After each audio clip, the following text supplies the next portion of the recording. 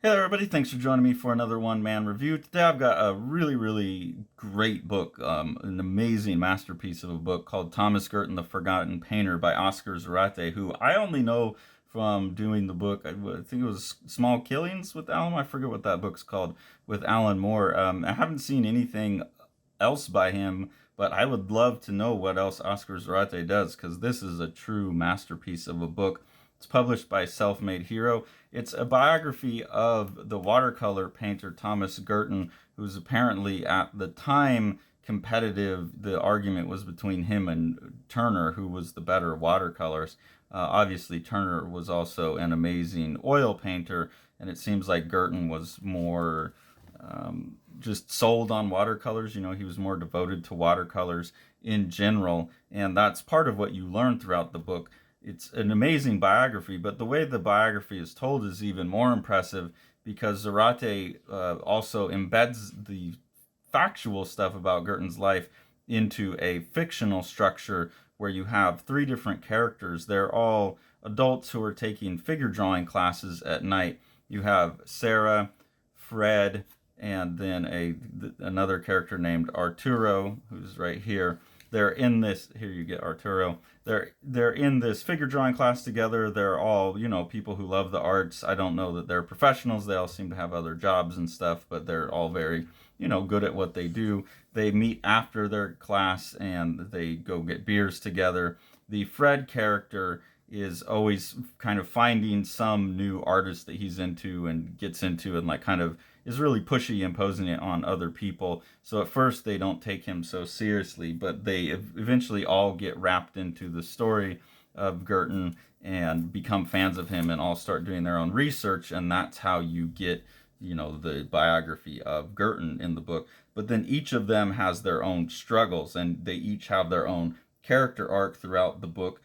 That's very satisfying, and I don't want to go into that too much because that's part of what makes the book so great. So I think you should get it and read it. I don't want to give too many spoilers. It's a newer book, but this is a beautiful book. And Arturo here, he's obviously has something in his past where he's lost some of his family. He's a hardcore agnostic and very far left politically. The woman Sarah is much more conservative. She's Catholic. She's kind of having a religious crisis of faith. And Fred seems to have gotten himself into some kind of monetary trouble, if I remember correctly. It's been a while since I read this to making this video because Sean's so into watercolor. I wanted to talk to Sean about it, but we just haven't had time, and I wanted to get a video out on this. So there's many cool things going on in this book.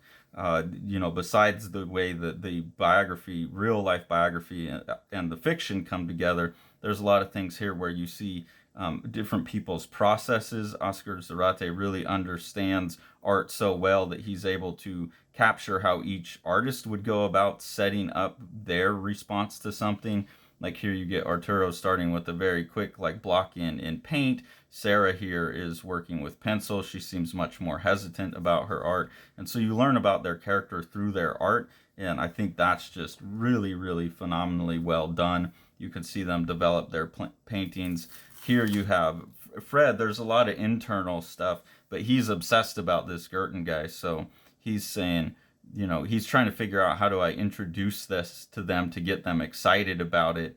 And he's saying, how would I get them into this? Okay, maybe if I started with like Girtin was born in London in 1775 in Southwick to be precise. So you start to get those biographical features about Girtin through these conversations they have and how he's planning on telling his friends about them, and he really wants to get them hooked on Girtin.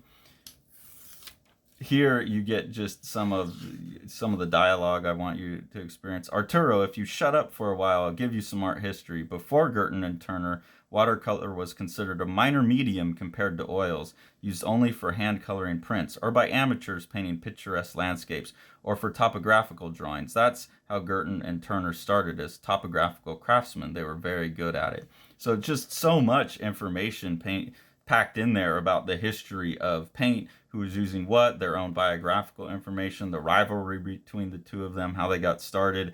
It's just, you know, such an efficient book to get all of that information in and also tell three very personal character driven stories. You learn here that Fred has a job loss. He's been collecting evidence about a company that has a huge amount of profits in tax havens, and he's investing in some, or they've invested in some dodgy deals as well. So that's like his struggle throughout the book. And those three things cycle against each other and relate to what's going on in Girtin's life as they expose the biography.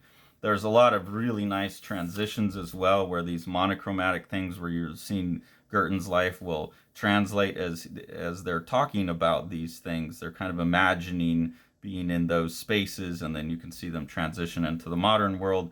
Beautiful color work all throughout. Obviously, the book itself is done in watercolor since it's a tribute to great watercolor artists.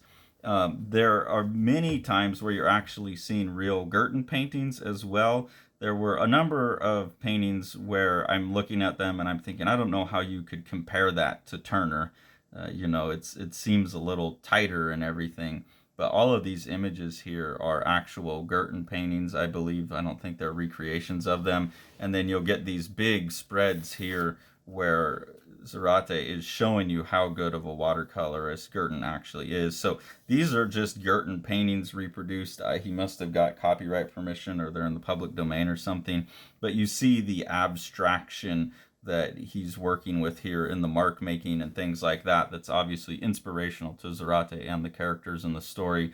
And I think as Girtin goes later on, he pushes even more towards abstraction.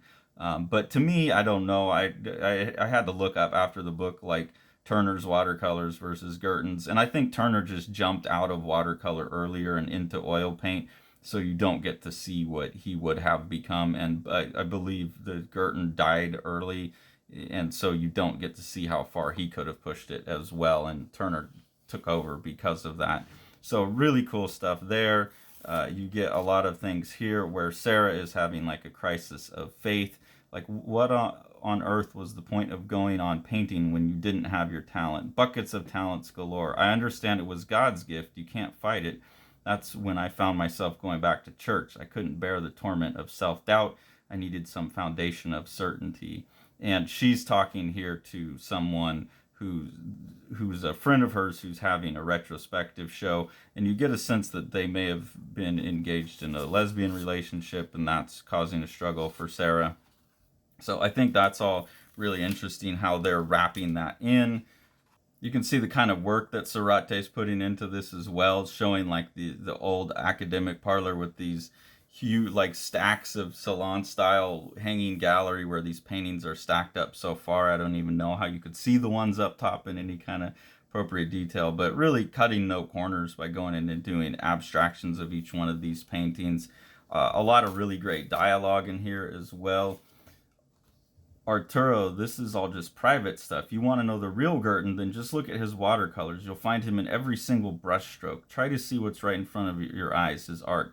Stop indulging in speculations and lavatory mentality, hovering like a vulture. So he's talking about this also self-critique of biography, right? Like, why are we trying to learn everything about this artist and map it onto the paintings? Why don't we just take what he told us in the paintings and enjoy that?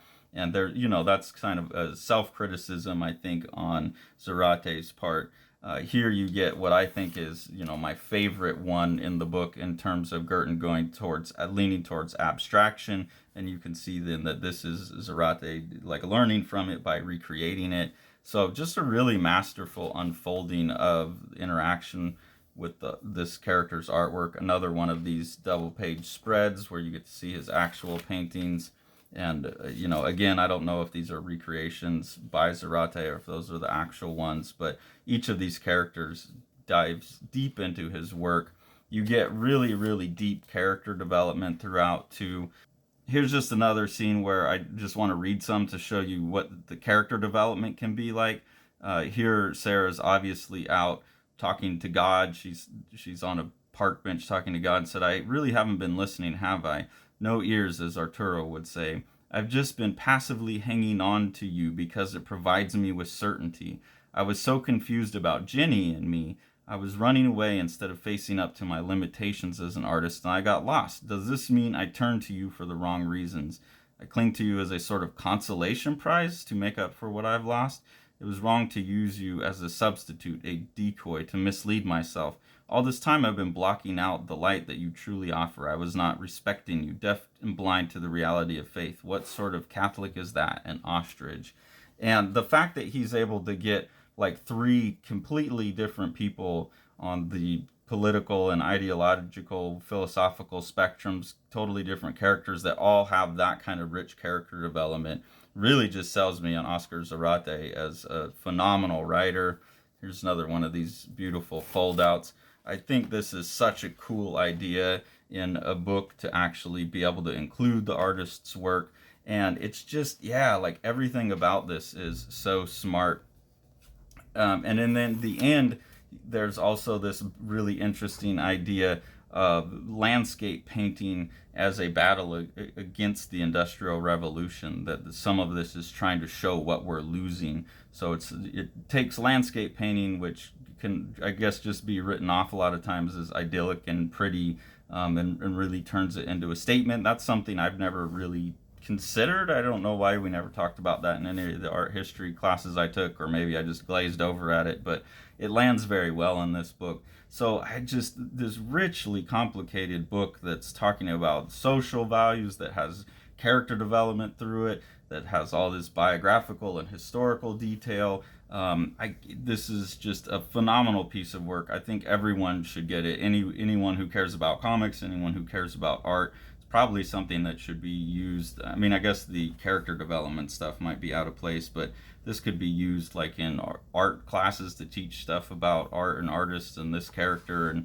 how art history works and how certain people get written in and out of the canon, and just all kinds of stuff. So yes, really, please, if you know other stuff that Oscar Zarate has worked on that's been translated into English, or if you know what he's been doing since working with Alan Moore, why we aren't talking about him more, I would love to know, because this is about as good as comics get. You can see it's a huge book. He's obviously put years and years of research and work and preparation into this, and I think everyone should go grab this. Thomas Girtin, The Forgotten Painter by Oscar Zarate, out from Self-Made Hero. The Eisner nominated The Strange Death of Alex Raymond by Dave Sim and myself. This is a gorgeously illustrated and designed book, Dave doing most of the illustration. Amazing compositions throughout. What Dave is doing is he's recording his obsession with the death of master cartoonist Alex Raymond behind the wheel of Stan Drake's car when they got into a car crash. The best description of the book that I've heard is that it's like understanding comics with pages like this, mixed with something like From Hell, when you get into the theories about, you know, what actually happened with the car crash. And then with Sean on production, it's just one of the most gorgeously printed books you could get a hold of.